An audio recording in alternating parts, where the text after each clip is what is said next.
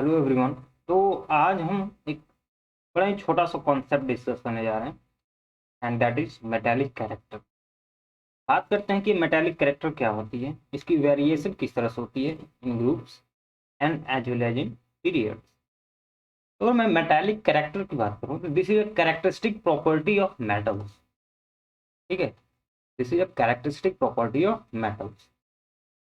आप alkali metals ले लें, अल्कली अर्थ मेटल्स ले लें, ठीक है। मेटालिक कैरेक्टर क्या है? The tendency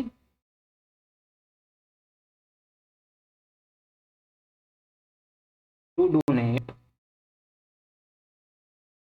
electron. आप लिख सकते हो tendency of metals to donate electrons is termed as या नोन एज मेटालिक कैरेक्टर।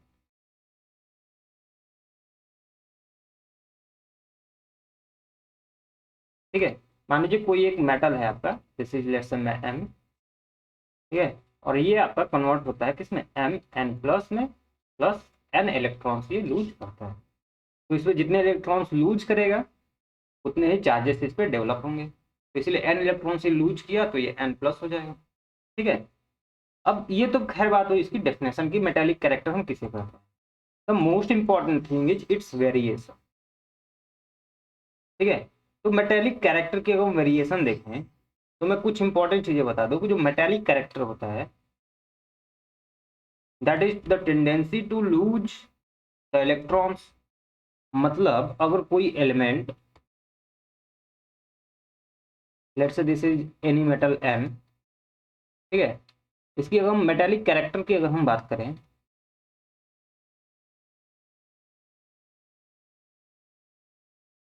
तो मेटेलिक कैरेक्टर इसका तब कब ज्यादा होगा जब इसकी टेंडेंसी सबसे ज्यादा होगी लूज करने की, इलेक्ट्रॉन्स को लूज करने की टेंडेंसी सबसे ज्यादा होगी। ठीक है, और अगर हम आयोनाइजेशन एनर्जी की बात करें,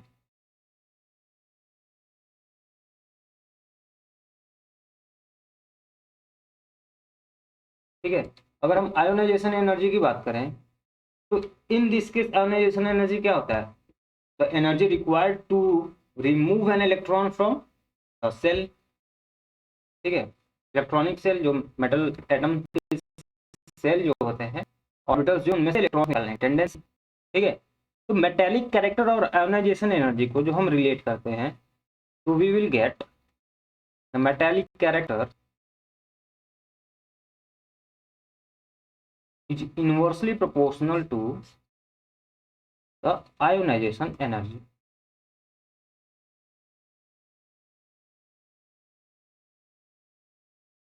ठीक है, द मेटेलिक कैरेक्टर हमारी that is inversely proportional to ionisation energy and directly proportional to size of atom. ठीक है, that is by on going down the group, जब हम डाउन द ग्रुप जाते हैं, on going down the group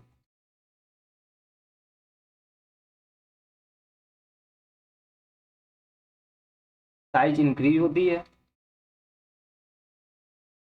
ठीक है, तो अब मेटेलिक कैरेक्टर क्या कर लेंगे? Metallic character is also increases.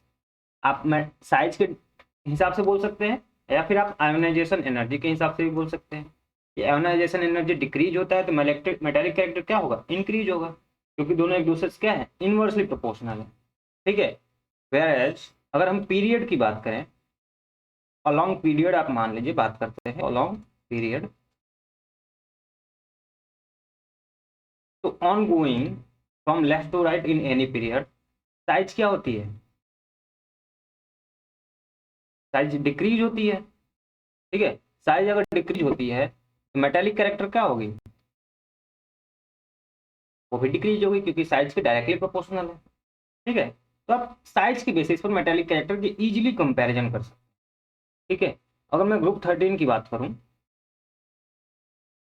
अगर मैं ग्रुप 13 की बात करूं, ठीक है, से boron, aluminium, gallium, indium and thallium, on going down the group the metallic character increases।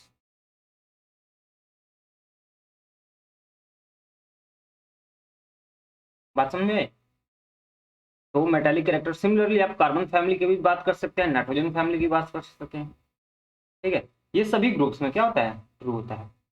ये मेटालिक कैरेक्टर था कि हमारा मेटालिक कैरेक्टर किस तरह से वेरिएशन होती है इसकी along the group and along the period, ठीक है।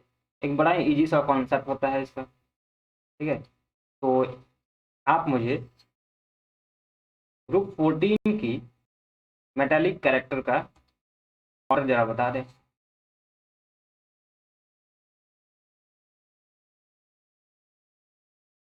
ग्रुप 14 में हमारे कौन कौन से एलिमेंट्स आते हैं, कार्बन फैमिली होता है,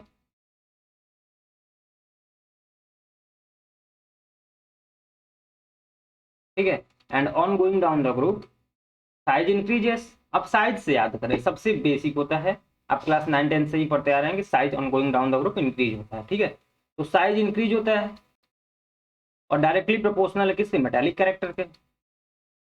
तो अगर साइज इंक्रीज हो रहा है तो क्या होगा, मेटालिक कैरेक्टर भी इंक्रीज होगा। तो ये carbon, silicon, germanium, tin and lead, ठीक है। आप ऐसे भी देखिए, कार्बन क्या है, नॉन मेटल, और ये क्या है, मेटल। तो from non metal to metal जा रहा है, मतलब मेटालिक कैरेक्टर क्या होगी, इंक्रीज होगी, क्योंकि metallic character is characteristic properties of metals, ठीक है। तो ये थी हमारी थ्योरी अबाउट मेटालिक कैरेक्टर, ठीक है। आई होप आप लोग को ये समझ में आया होगा। बड़ी इजी सा कॉन्सेप्ट था, इसमें कोई डिफिकल्टी नहीं है, ठीक है। मैंने एक इजी लैंग्वेज बता दिया। लेट से मान लीजिए आपको एक कुछ कॉन्फ़िगरेशन ऐसे भी आ जाते हैं जिसमें बोल दिया जाता है कि ionisation energy of A is greater than B is greater than C is greater than D. मान लीजिए आपको अल्फाबेट्स दे दिए जाए एलिमेंट्स के बजाय, ठीक है। तो आप इन दिस केस और साइज के बारे में कुछ चीजें ना गिवन, ठीक है, ये नहीं बताया होगा कि किसकी साइज क्या है। अगर आयोनाइजेशन एनर्जी गिवन है तो आप इसके बेसिस पे मेटालिक कैरेक्टर का आंसर कर सकते हैं।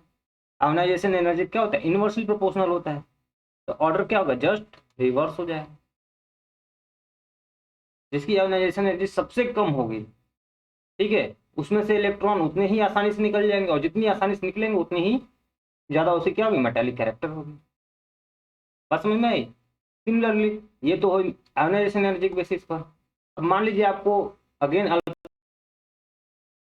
अल्फाबेट्स दे दिए जाए, बता दिया जाए कि इस बार जो साइज है, ठीक है, दिस इज साइज ऑर्डर।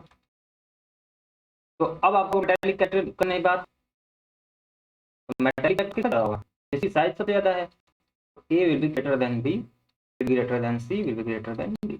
आपको ऑर्डर एग्जैक्टली साइज के सेम होगा। बात समझ में आई। तो ये थी बड़ी छोटे छोटे एग्जांपल्स थे और एक बड़ा ही छोटा सा थ्योरी था मेटालिक कैरेक्टर। आई होप आपको ये सब कुछ समझ में आया होगा। ये लास्ट वाला एग्जांपल मैंने इसलिए करा दिया क्योंकि कभी कभी ऐसे क्वेश्चन पूछ लिए जाते हैं, ठीक है, जिसमें ना आपको कोई एलिमेंट्स को एग्जैक्टली ना गिवन हो, कोई फैमिली गिवन ना हो या कोई पीरियड एलिमेंट्स ना हो, ठीक है। आपको नॉर्मल सिर्फ एक वेरिएशन दे दिया जाए कि whether their size is different और देयर आयोनाइजेशन एनर्जी डिफरेंट। तो ऑन दैट केस आप किस तरह से अपना आंसर कर सकते हैं। तो ये थी हमारी थ्योरी अबाउट मेटालिक कैरेक्टर। मिलते हैं अपने नेक्स्ट वीडियो में एक नई थ्योरी और कॉन्सेप्ट के साथ।